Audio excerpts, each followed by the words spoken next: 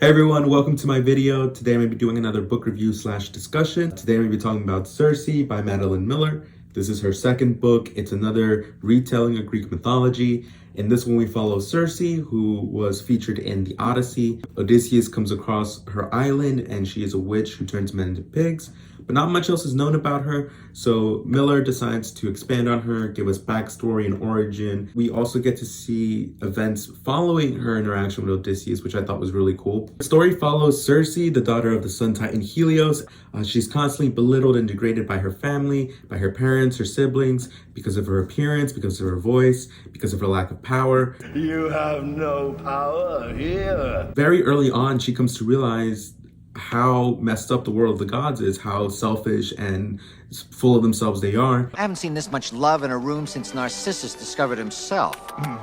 There's only one god that defies that for her, and that's Prometheus, who gave fire to the mortals, defying Zeus. Turn on the ring of fire. The ring of fire. You said you could do it. The ring of fire! It is her interaction early on with him that ignites her curiosity about the mortals and sets her off on this journey to learn more about them, to get to know them. And through interaction with mortals and other gods, Circe comes to realize that she is able to utilize witchcraft, which is different from the power of the gods because it requires study, it requires discipline and practice, but it's still very powerful nonetheless, enough to threaten Zeus and the Olympians.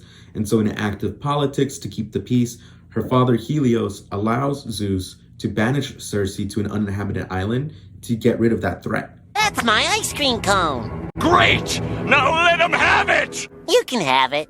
And so the rest of the book is following Circe and her experiences on the island as she learns witchcraft, as she comes into contact with other famous characters from Greek mythology, mortals, gods, mythological creatures. She changes as a person on this island. I would say that in the first half of the book, she reminds me so much of the young Daenerys from Game of Thrones, like season 1 through 3 Daenerys, when she's young and learning about the world and has that innocence to her and is constantly in danger of being abused by others. This stinks of manure, all of it. And then the second half of the book, I would describe her as like Circe from Game of Thrones, where she's very calculating, very cunning, and poses a threat to others. She's no longer willing to be submissive to others.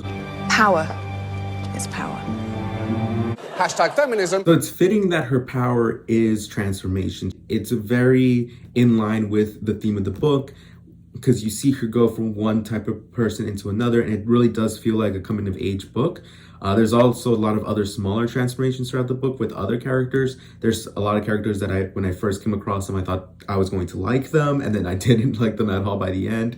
Others that are unlikable in the beginning, and you might have mixed feelings about them later on when you learn more about them, more about their situations. And it just had really great themes throughout. It explores the difficulties of being a woman in a man's world, especially when ancient Greece, it's a very dangerous and very male-driven world, especially if you're a woman without power. There's a lot of moments of vulnerability throughout the book. So I thoroughly enjoyed this book. I enjoyed it more than the Song of Achilles. For me, Circe was just more compelling. She had more depth to her.